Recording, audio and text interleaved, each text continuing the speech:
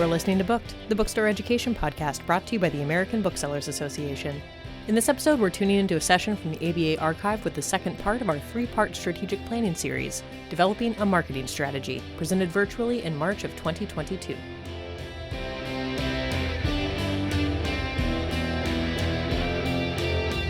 Now I have the privilege of introducing you to Leslie Rice. Leslie is the lead strategist of Rice Education Consulting, which is based in Cincinnati, Ohio. With over 20 years of marketing and PR experience for organizations and brands such as Bounty, Charmin, Pampers, and the My Black is Beautiful program, she is a knowledgeable brand builder. Her work as a tenured marketing professor at Cincinnati State, a lead strategist at Redcon, and marketing and selling facilitator for the Goldman Sachs 10,000 Small Business Programs helps her build brands and challenge the status quo. So Leslie, thank you so much again for joining us, and over to you. All right. Well, thank you so much and welcome everybody. I'm so glad that you're here. For those of you that were able to attend the session that I led at Snow Days, we talked about creating a strategic plan for your store. And this is kind of the next step, as Lisa mentioned, of now you have some idea of what you want to do as far as growth and moving forward. So how do we start putting some things in place so that it becomes part of what we're doing day in and day out? As we are thinking, we're looking at the different hats. So the different thinking hats, I know that's kind of an old school term that you might have heard in school many years ago, but putting on your thinking hats, our process hat. How do we make this happen? What do we need to do to bring this to light? Our creativity hat. How do we think outside of the box? How do we do things differently than we've always done them while still building on what's already working for us? The different facts. What do we know about our market, our industry, our customers? Those things that you've built a knowledge base on.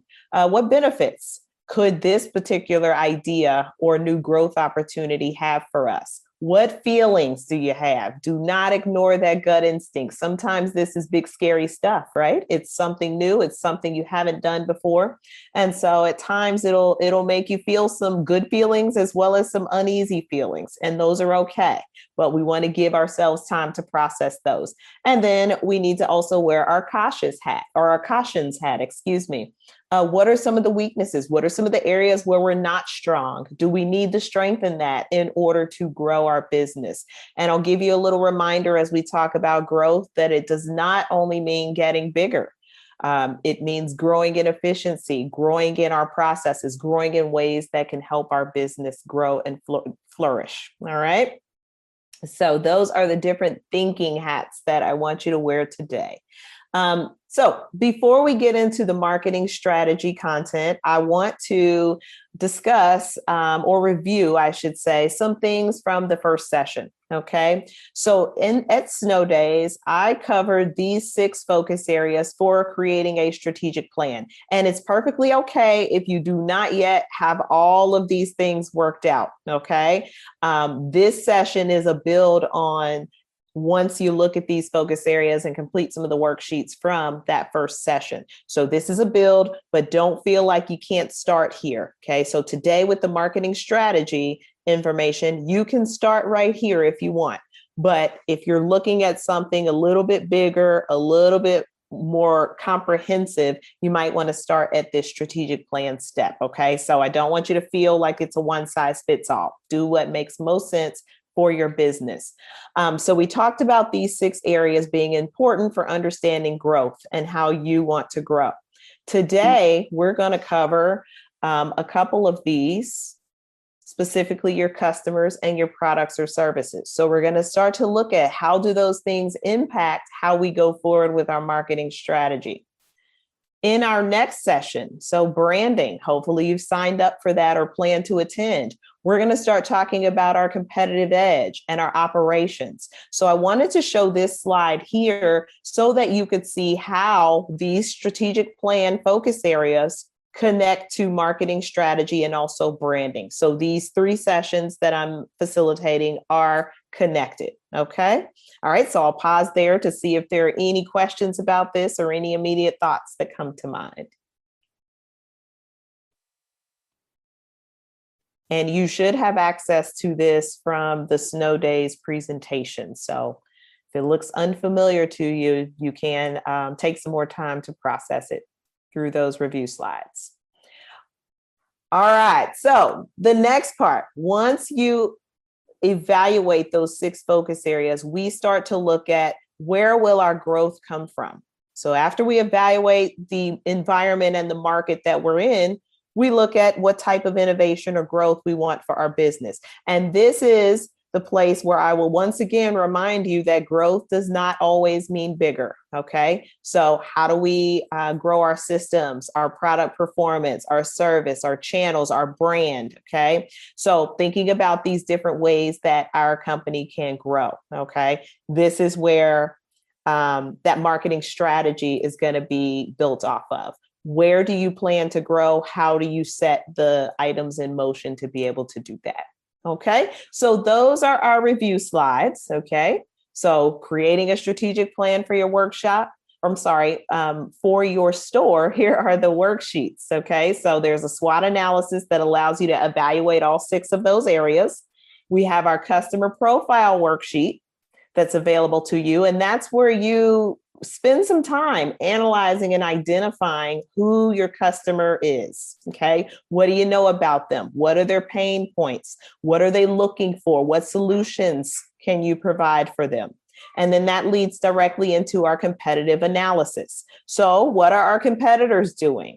What words do you associate with them? How are we alike? How are we different? And then we start to look at those brand connections. So thinking through these things are going to help you with that strategic plan, but also with the marketing strategy. All right. And if you take a look in the chat, there are worksheets, or there's the link to those worksheets. All right. So you have everything you need, but I will ask, please don't open that link while we're here today, because I'm going to have you thinking about some things, and I'd love to have your full engagement here as we talk through it. All right. So that is our review. What we're going to accomplish today is we're going to talk about the process of identifying your target audience for the growth opportunity that you identify. We're also going to talk about how you develop the framework for your marketing strategy.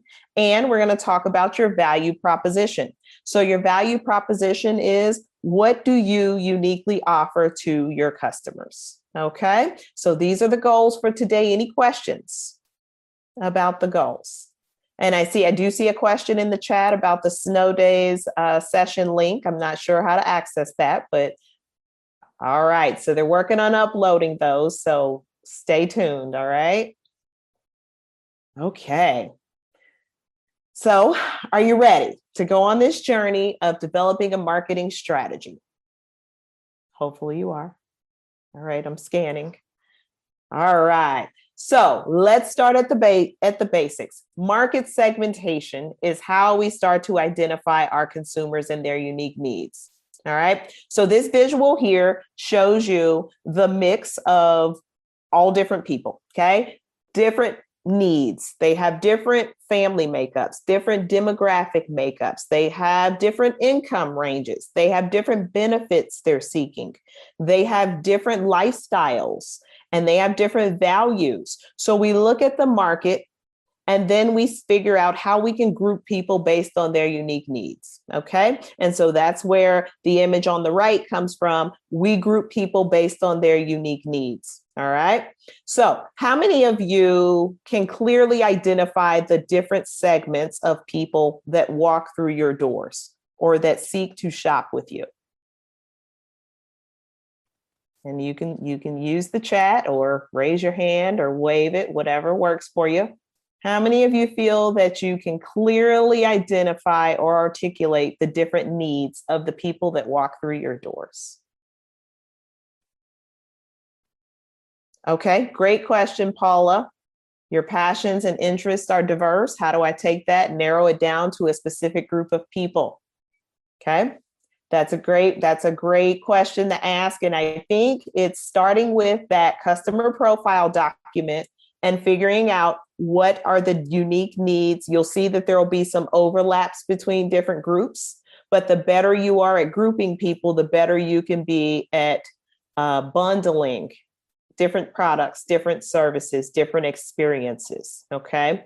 And we'll get into that in a little bit. But the other thing that I want to point out about the customer profile is you can have, and you probably should have, multiple customer profiles. Okay. All right. And I will say that we typically start. So I see another comment. You have an idea of the types, but your descriptions don't sound clear. Many of us use demographic information right off. So demographic is age, gender, income, race, ethnicity, social class, highest level of education, occupation, all of those things that we consider our core identities. Okay. That's a great start. But in addition to that, you want to start to get into, well, what is their lifestyle like? What's important to them? There are some people that are seeking certain values. Some people want convenience. Some people want specific things that connect to them. So I know that I have heard from Snow Days that some people have hard to find books, or they have a really niche market of books that they offer. And then that's where you start to look at what are those unique needs of your customers. But I will tell you that starting with that profile, creating the different profiles based on as many different criteria as you want will help you start to find those people. Okay. Nina actually had a great point. Asking the whole staff to fill out the worksheets from the last session, getting those multiple perspectives. So it's not meant that one person should know everything about the consumers. You have people that interact with them on a day-to-day basis. And I think that's also a great exercise as well. Okay.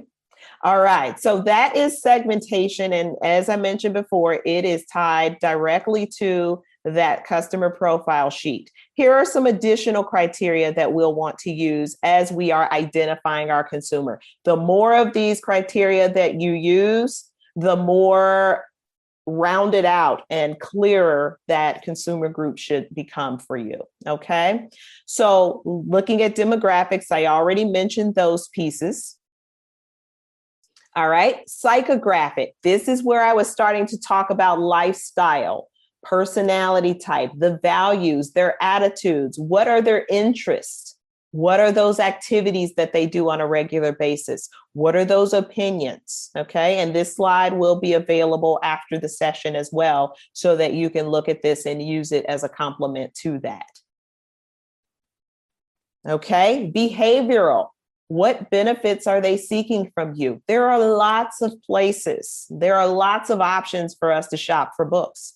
Why do we go to certain places? We're seeking certain benefits. Maybe we're not just seeking books. Maybe we're seeking books and that environment. We're going to talk about all the other pieces that go into this. So your market segmentation is really just a start. Okay. This is the first part of the marketing strategy. All right. Usage. How often do they come? Do they only come on special occasions? Do they typically come in when they're looking for unique gifts? Do they come in when it is their birthday or some other special occasion where they might treat themselves? How do you cater to some of those needs? Okay. Their level of engagement. Some people may come and look on a regular basis, but they don't buy often. Okay. There are some people that don't come very often, but when they do, they buy a lot. So understanding those behavioral characteristics are extremely important. Great question, Jenny. How do you answer these questions accurately versus what your perception is? Lots of marketing activities are based on perception, supported by data. Okay. And I'll say it in that way. Yes, there is a feeling part of this. There is a perception part of this, but this is where you create your market segments. Okay. But you look at what your sales numbers say. Okay. You might look at other data that comes in, other data that you have access to, new people joining your Facebook page. When you see an uptick in your social media engagement, does that lead to people coming into the door? Okay. What type of content are people most engaged in? What types of promotional messages work best? What type of add-ons or sidelines, as you say, get the most traction? So this market segmentation process is very much perception unless you're doing really deep market analysis and really deep market research that takes time and money. However, you could also lay your perceptions on top of those other data points that you have. Does that make sense? Jenny, you asked the question, but does that make sense? It is based on a lot of perception. You're right. But there are some ways to validate those perceptions. Getting demographic analysis of your existing customers. You could, and I talked about this in the Creating a Strategic Plan because this question came up as well. How do we learn more? Surveys are great. Incentivizing people to do that, having a QR code on the bottom of your receipt where they can scan their phone and they can provide you with that. How was your experience today? Optional demographic information. What is your age range? Race, ethnicity, anything else that you would like to ask. So surveys, I think, are an underutilized tool for small businesses in many cases. There is a wealth of information you can gather from that. Okay. Thank you, Paula. All right. So yes, I learn, I take in and I learn. So did I answer your question about how do we find that information? You can gather it yourself. Some of you work with community groups that come and have events in your space. Getting some demographic information from those groups could also help. So looking at what other organizations and individuals that you partner with that can help you provide those things. Okay. All right. Any questions? Any more questions on the market segmentation? Because I typically get a lot at this part. But again, this is just the start, and you'll see why I say this is just the start. Okay. Any questions right now? And I know I said hold them to the end, but you all have been so great asking them right on topic in the chat. So I'll keep going with that. All right. Okay. So this information, the segmentation profile, or the segmentation factors, feed right into the customer profile. Okay. And so now you'll see demographic, geographic, psychographic, behavioral. The profile asks for these things. Okay. So the better you are at identifying that. And the thing is, using ranges of age. Maybe you don't have a gender preference, and that's okay. Or maybe you don't see an overwhelming difference in gender when people come through the door. Maybe it's 50-50. Then, you don't need to include that. Is income important? Or is there a certain base income of people that like to come to bookstores? So you'll just need to evaluate which of these criteria are most important for you and the ones that matter. Okay. So some things may not matter, okay, as much. So the neighborhood, maybe people drive from all over the city. Maybe you're in an urban epicenter where people are walking in, they're just passing by through the business district and they walk into the doors. So some of these things are going to be very unique to your business and where it is. And I don't want to get too far ahead because I'm going to get to how all those things connect in just a second. But this is that customer profile worksheet from the first session that I think would be extremely helpful for you to use with that segmentation slide. Okay. All right. So through this quick overview, or if you had the pleasure of coming to the first session, any aha moments since then, any moments of clarity, any moments of confusion? I've already seen some things in the chat where you enrolled your team, and I think those are great aha moments of, well, let's get the whole team working on this. So I'll pause here to see if there are any key learnings, moments of clarity, or confusion that have come from hearing what I've shared thus far, or hearing or reviewing things from Snow Days.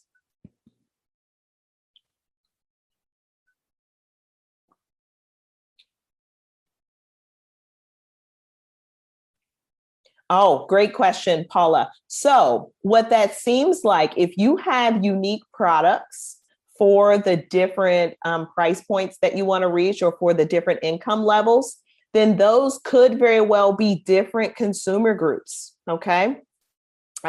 You'll see in just a second what I'm talking about when we get to the marketing mix part. Okay. So I don't want to get too textbook on you all, but it is very important to make the connections, and I'm going to help you make those.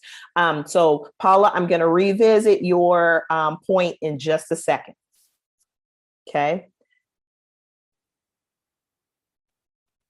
Okay, you set some goals early in the year and finally realized that marketing can be focused on those goals rather than on general branding. Absolutely. You can adapt your specific marketing efforts to a direct goal. Maybe you want to increase the number of people maybe you want to increase revenue on sidelines. Let's just say that was a goal.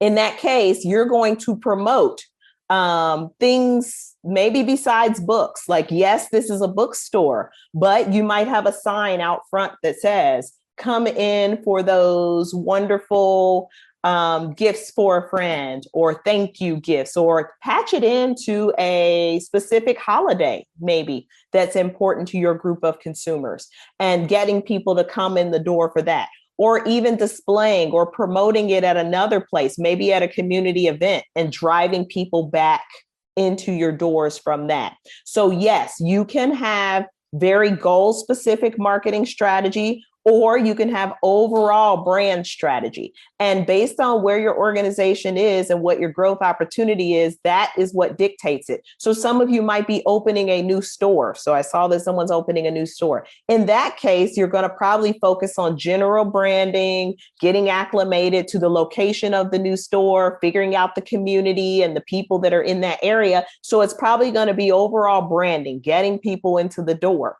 Whereas once you start to get people into the door, you might need to do some things to help them come back through the door on a regular basis. So none of this is set in stone. I do want you to understand that we can do both goal specific and brand specific. Okay.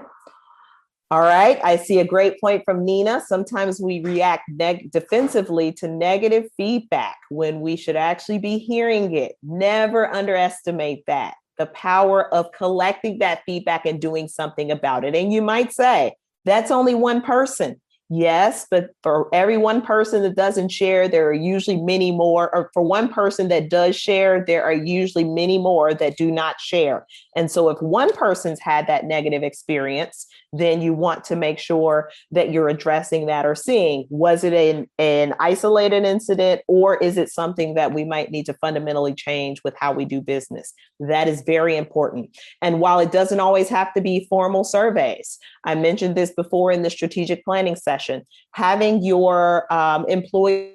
Sorry about that, everybody. I'm back. I was just asking Paula to elaborate on her question of what's the difference in consumer focus and branding. So if you can share that question, I'll definitely address that as we get a little further. All right. But this is great discussion, and I am actually here to help you all. Okay. Yes, I'm glad to be back, Helen. Thank you. All right. So the objective of the first objective of today's session was to identify the target audience. So we use those segmentation factors to create a profile of our different consumer groups. Okay. And you'll have to reevaluate this and fine tune this as you get better. I don't know how many of you have children, but I'll give an analogy there. I have 4 children and I have 4 unique personalities. And just when I think I've figured each one out, they change, and then I have to adapt. That is exactly how marketing works as you grow, as consumers change and adapt as well. So it's not a perfect science, but it is important to note that you might need to update these things. Okay. So with that being our first objective, once you've done that, now what? Okay. I know I've been alluding to this all day, but we have a profile of our consumer. We think we know who our consumer is. Now, what do we do with that? Okay, we patch it to what we call the marketing mix. Okay, so the marketing mix, traditionally in marketing, we look at it as the products and services, your price points, your strategies, your price advantage. And I know we can't discuss that today, but it is included in this. The place where you sell, what is your supply chain? Who are your partners? Who are those people on the front end and the back end that help to make your organization operate and allow you to deliver the products to the customer? And then promotion is what we coin as traditional advertising, right? How do we promote our business and tell consumers what it is we want them to know about us? Okay. Now, contemporary marketers add 3 additional things. Okay. So now this list is getting long. We're getting to 7 different P's. The 5th one is people. These are the people in your organization, the people that interact with your customers day in, day out. Okay. These are like your front line of truly understanding the customers. Okay. And then our processes, how we carry out business. How do we build an experience? How do we make sure that when we say your order will arrive on this date, that it arrives? How do we ensure that when someone comes in, we have what they're looking for? Now, I know we can't do that for every consumer, and that's why it's important to understand who are your core target groups of consumers so that you can have what they are looking for when they walk through the door. That's how our processes come into play. And then our physical evidence. What is the vibe when they walk in the door? Do they feel welcome? Does someone speak to them? I know there are many times I walk into a place that's an intimate setting, a small local place, and I always feel very welcomed. They speak as soon as you come in the door. They acknowledge, they ask if you need assistance. Comparing that to an experience of a larger big box store, as we call it, you may not get that personalized greeting, and that's okay. But we don't necessarily go there for that welcoming environment. So understanding why people are walking through the door, making sure that your physical, your processes, and your people match up to the things that they're looking for when they walk through the door. Okay. All right. So what is this marketing mix business and why is it important? We just went from consumer profile to this marketing mix.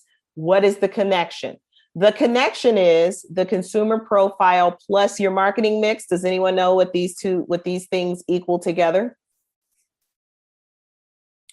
What are these things together? When we have a target audience and then a marketing mix that fits directly with that audience. So the other caveat I'll give you about the marketing mix is anytime you change your target audience, at least one of your P's needs to change. So this goes back to that question that I said I would revisit earlier.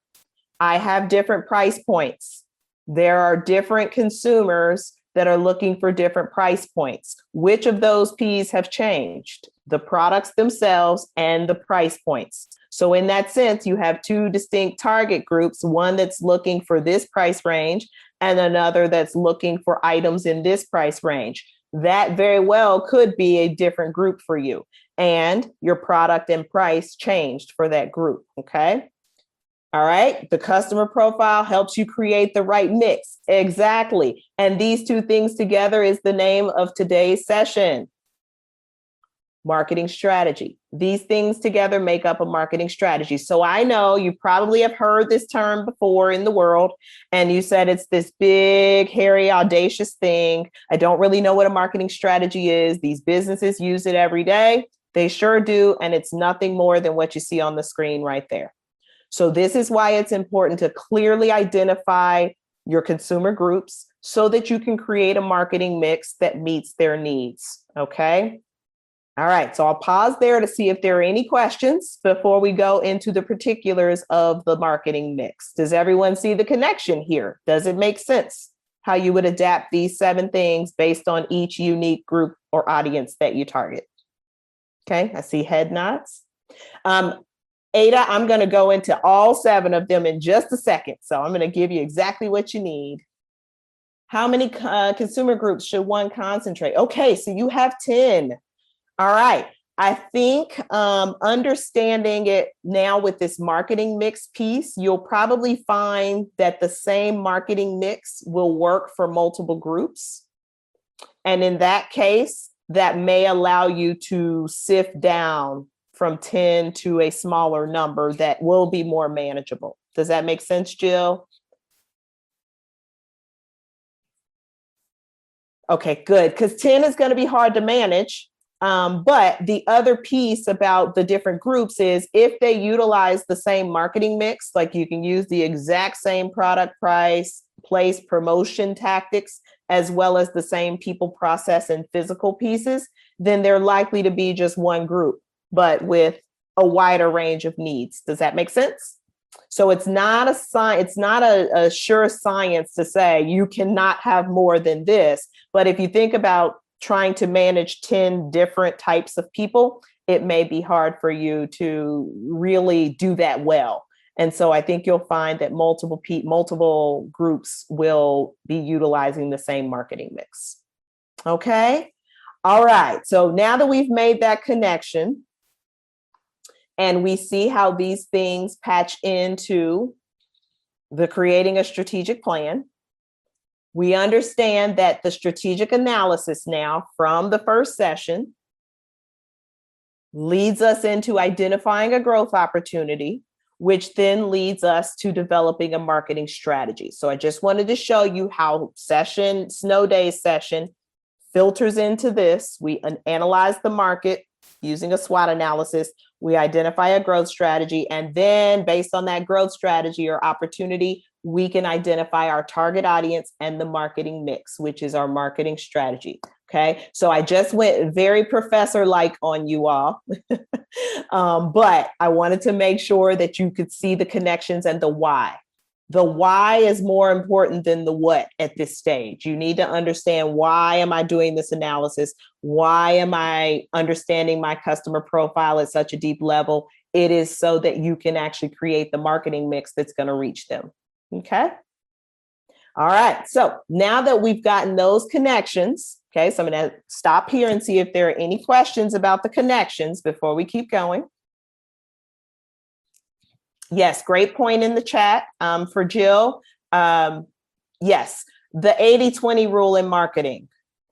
80% of your sales comes from about 20% of your customer base. So you may have 10 groups of consumers, but they're not all created equal. Okay, there are probably some that have very unique needs. And so there may be a small portion of your business. And then you may have other groups that are your very loyal, regular users. And that is typically where we focus to make sure we keep them loyal, because once you get a loyal following, then you can spend most of your marketing time on getting new customers. Okay, once you build that loyalty. So we'll talk about that in the branding session. Okay, how do we start to drive that loyalty? So I don't want to get too far ahead. But let's get back to this marketing mix business so you know exactly what each of those 7 Ps are. So the first one is your product, okay? And it is not just the products and services that you sell. It is your brand identity. Who feels welcome to come into the door, okay?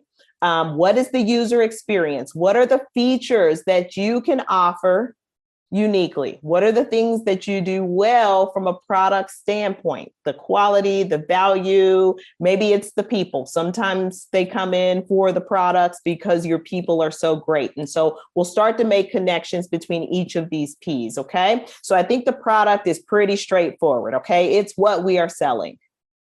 The price. So I know prices are set. Okay. We can't really impact that much unless we're going to put discounts on it. But I want to talk about this thing of price strategy. How do we bundle things? How do we get people to continue to come back? How do we meet their price points, even though we can't impact price? That's a very unique way to think about things. And I'm pretty sure you can find some of those ways. What are some value adds or free elements that you can give away? We talk a lot about sidelines, right? If that could work into a positive for you. So maybe in your sidelines, you have local, right? There's a push for local, sustainable, other things, other types of products like that that really get people connected. Hint, hint, that goes back to psychographic segmentation factors. What's important to the people? If they want to buy local, they want to buy sustainable, they want to buy handmade, they want to buy from small businesses. Those are things that can really help you with this price strategy piece, right? because it's not really about having the cheapest price. It's about having the highest value. And so that's where our strategies come into play. How do we continue to give value to people through our price? Does that make sense? Okay. All right, good. I see head nods. Awesome. All right. The third is our promotion. How will people know about us? What is our messaging? Do we have a social media presence? What do we do as far as partnerships? Some of you have community partnerships. Offline marketing, that's, signs that are outside of our business. Are we at the local festival? Are we at the community events, letting people know that we're a staple in the neighborhood? Okay. Yes, Paula, we'll talk about that in the branding in the next session for branding. How do we create value authentically? Because that is the key. That is the key. People have to believe you. Okay. And that is your brand story. Word of mouth. What are people saying about you? How do you create brand ambassadors? That goes back to that loyal group of people who will sing your praises for you. That's what the best branders do. They allow other people to tell the story for them. But in order for other people to tell your story, it has to be clear. Okay. You have to know what the story is you want people to tell. And that's how we put all of these 7 P's together to create a brand story, among other things, which we're going to get into next session. And then any promotions. Okay. So promotion is, how do we help people find us and discover us? Place. This is the one that people are like, place. Place means where something is physically, correct? Yes. However, from a marketing standpoint, we're talking about your entire supply chain. Okay. So the entire way that you deliver products to the customer. Okay. You cannot deliver books to the customer if you don't have the books. Okay. So what I mean by that is, where do they come from? Do you have an efficient supply chain? Do you have partners that are 100% supporting you and meeting your needs from a delivery standpoint, from a quality standpoint? And that goes for everything that you sell, from your actual books to your sidelines, to anything else that you might have in place. Okay.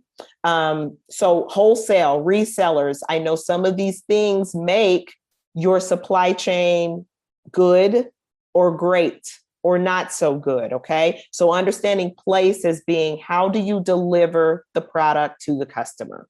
Okay. Does that make sense? And I know someone asked about that. Did that help you understand better place? I think it was Ada. Does that help? Okay, great. All right. Now we're getting into the last 3. People. I mentioned these are your employees, anyone who interacts with the customer. It's also your culture and your image. What training do you provide? What level of customer service? Do you acknowledge people when they walk in? Do you thank them?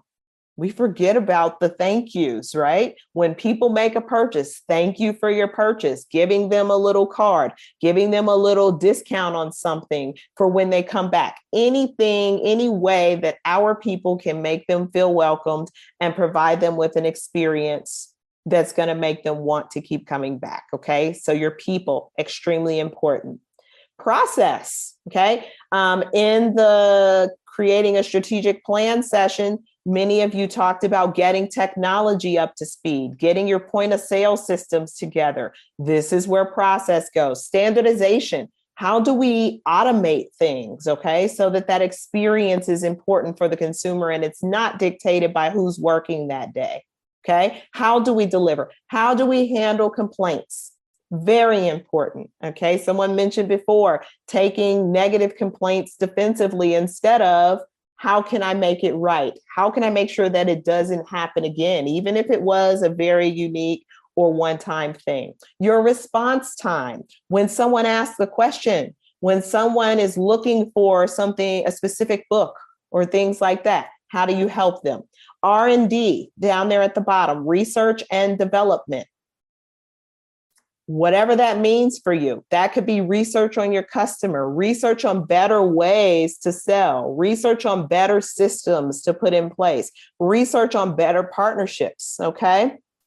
So R&D there means research and development. How do you continue to learn? Okay.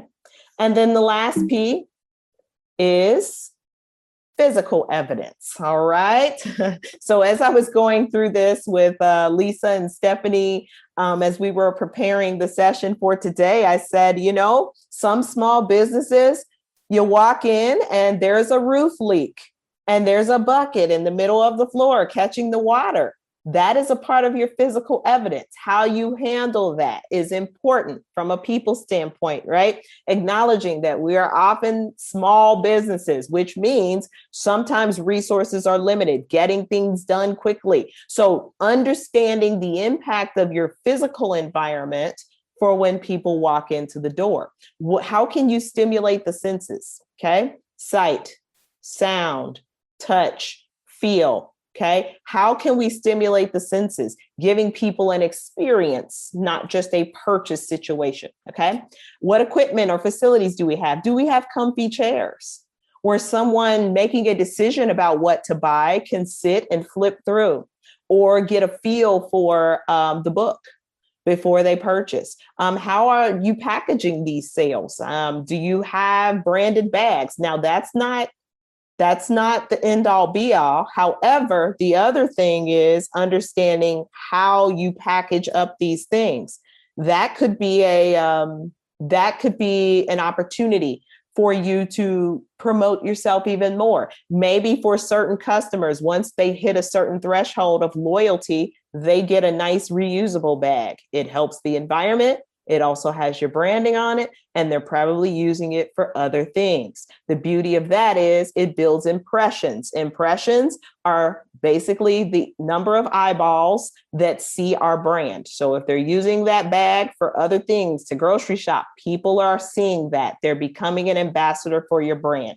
So thinking of your packaging and just simply, what are those physical assets?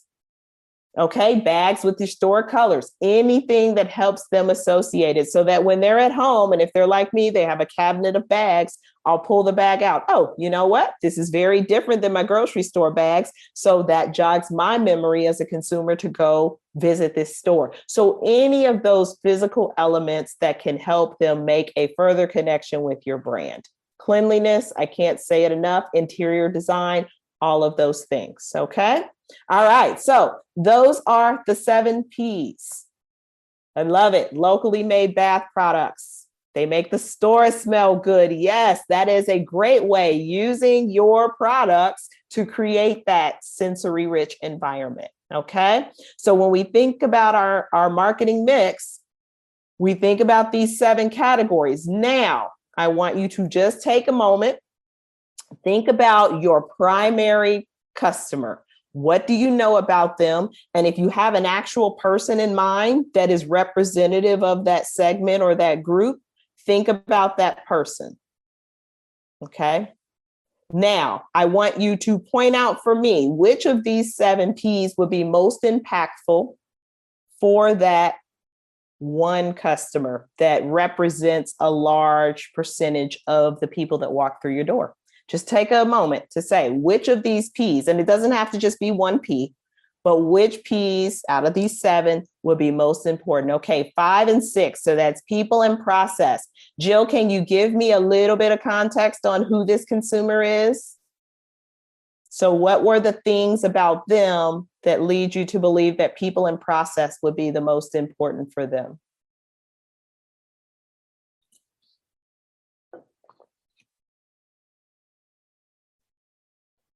Anyone else?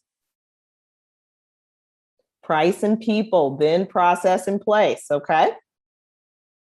Oh, avid reader, usually retired. Love that we hand sell, specifically let them know about books we think they would like. You cannot beat the power of a great recommendation. That is an amazing use of your people and processes.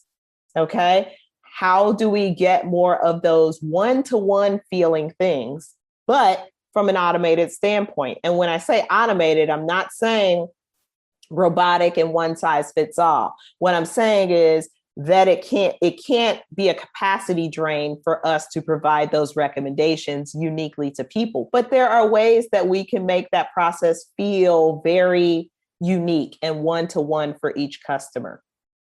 E360. Okay, great. So you got some technology to help. All right. I see physical, Place and people keeps coming up. Place, people, processes. Okay, I see physical. People always talk about loving the space.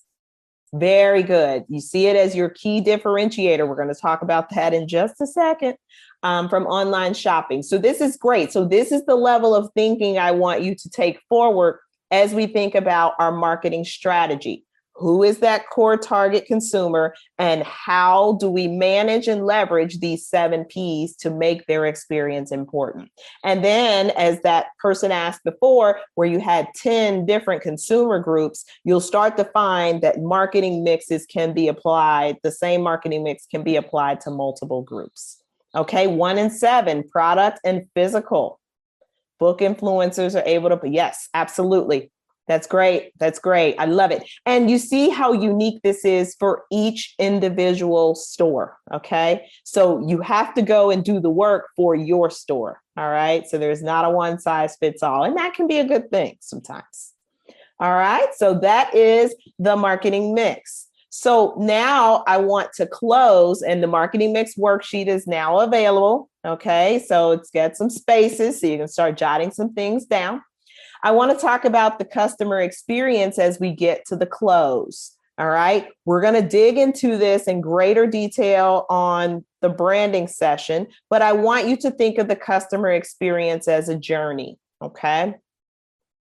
How do they become aware of us? What are some things that you are doing now to build awareness that you exist, that you have a great offering that can help people that love books, or want books, or desire to purchase books? What are some things you're doing right now to drive awareness that you exist?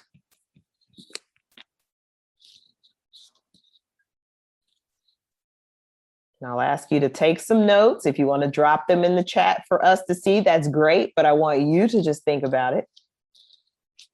Okay, so awareness. It starts with awareness. People cannot buy from us unless they know we exist. Okay, and then think of the ways that once people are aware, how do you get them interested in you? What's that next step? How is that different? Okay, so lots of people know about us. How do we get people interested to walk through the door? Okay, what are some things that you all are doing now to get people to walk through the door? Okay, sponsorship on some local, on some media. Sorry, not local, NPR station. Okay, wonderful. Sometimes it is traditional marketing, and sometimes it's working directly, right? Working with nonprofits. I think those are great. TikTok, I love it. Okay, pop-ups. That's a way to drive awareness and interest, depending on where you are. Is it the place? And this is another key I want you all to take away about understanding your consumer. This helps you figure out what events are likely to be attended by your core customer groups that you want to reach. So now you can have a better connection in how you spend your time and how you spend your sponsorship dollars. You want to go to the places where your customer profile is, whether that's work, whether that's social, whether that's family, whatever aspect of their life that you can patch into and figure out those events, that's great. So when we start talking nonprofits, we start talking sponsorship of media, find the people, okay? The book crawl with other stores. Yes, partnerships are awesome, okay? So we're gonna go through this whole process as we start talking about branding next time that we meet, okay? Okay, that's where you're struggling, finding places that attract your customer. Okay, so we'll get into that in just a second.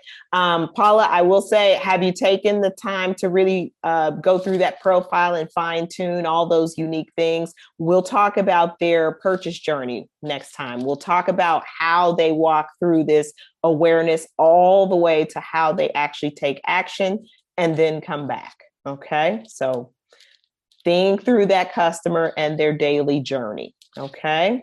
All right. And lastly, in closing, we're going to talk about our value proposition. Now, again, this is tied to that core customer group. Okay. So if you look at your value proposition, it is in between the overlap of your brand. So what it is that you uniquely offer, the experience that the customer is looking for, and then the products that they are seeking to solve their problem. At the intersection of all three is your value proposition. Okay. So that's your brand providing a unique experience that provides the customer with a product that's going to meet their needs. Okay. All right. So how do we do that? This is going to be a worksheet as well. All right. So the worksheet is identify your customer segment. You should have already done that through the profile. So you're really just dropping in information. What problems do they have that relate? That again comes from that customer profile document. Your solution.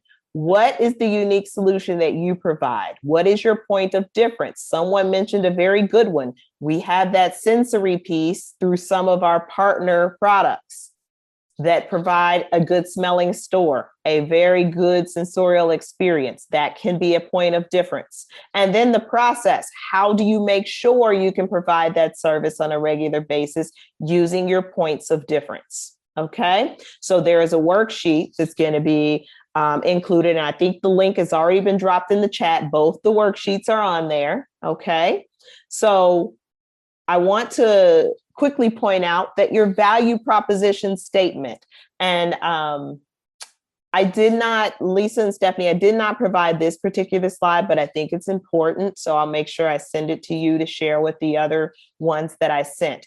Once you populate those things from the table in the worksheet, you should be able to come up with a statement that says our store, bookstore, or whatever it is, the focus area, the product service focus area, helps this consumer segment, so avid readers that are retired, so they have lots of time, just using examples from what I've seen in the chat, to overcome a challenge. Okay, I love to read, but I'm not sure what books are for me. I haven't found a good source that enables me to get book recommendations that really speak to me, right? And we do that by, what do you provide? You use E360 to provide recommendations. You use your CRM systems, customer relationship management systems, to provide those recommendations. And we do it seamlessly, okay? Or in whatever way you do it. Maybe you have a monthly email that goes out automatically. Maybe you do it through some of the social media pieces that you put out. So eventually you'll come up with a value proposition statement, okay? And so by you inputting and doing the items that are on that worksheet, you will come up with a statement. And the beautiful thing about coming up with a statement that you will hone, refine, and fine tune is that you can now provide this statement to everyone in your organization and they can all assist. This goes back to the people part of your marketing mix. Does that make sense? Okay, good. I'm seeing head nods. So the beauty of making a statement is everyone can get behind it. Okay. All right. So we've made it to the end. I know there are lots of questions. Okay. So someone's asking about registering for the branding session. Okay. So and Stephanie will provide the link for that. I will also say that some of you have reached out about consulting, and I do have a plan on partnering with BookWeb to provide some consultation sessions, but we are going to do those after the branding session. So I want to get all three in so you can look at those worksheets, start fine tuning some things so that when you come to the consulting session, if that's something you're interested in, we can really get to work on where you are with your company. So I know I throw a lot of information at you, but this is really just setting the stage, setting the table so that we can get to some work. Okay. So I'm going to stop there. I'm going to highlight before I stop, because I know we're coming close to the time, but I'm going to highlight this is the marketing mix worksheet, okay, that you have access to now. So it has all of the 7 Ps, and you'll just start jotting down things that make sense for your brand. This will lead into our brand story that we're going to talk about next time, which will then lead into our brand promotion strategy. So some of you asked about authenticity. And how do we make sure we remain authentic and not in a cheesy way, and something that really speaks Okay. Promotion is nothing more than a way to inform, remind, or persuade consumers to purchase your products or services. Get them to come through the door. Okay.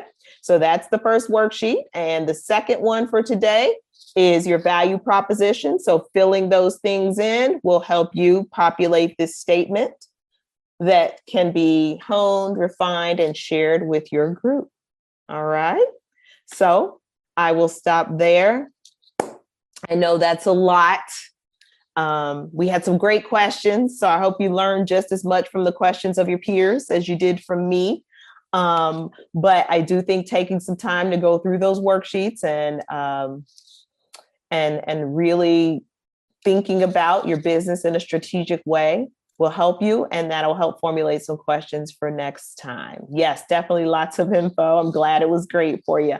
All right, so before you leave, please provide just one word in the chat. I know we are 1 minute over, so I'm being respectful, but please provide just one word because that is the way we like to close our sessions. And I'll see you back on April. I don't want to say the date. Hold on. Let me look it up. April 4th, because I was going to say the wrong date. So that's why I didn't say it out loud. I'll see you back on April 4th. Awesome. Awesome. Well, you all have a great rest of your day. And I'll see you in a couple of weeks.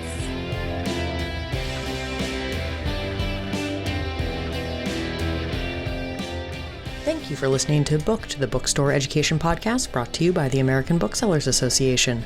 Don't forget to subscribe to the show on your favorite podcast app. Additional educational resources can always be found on the ABA website at www.bookweb.org. Happy reading!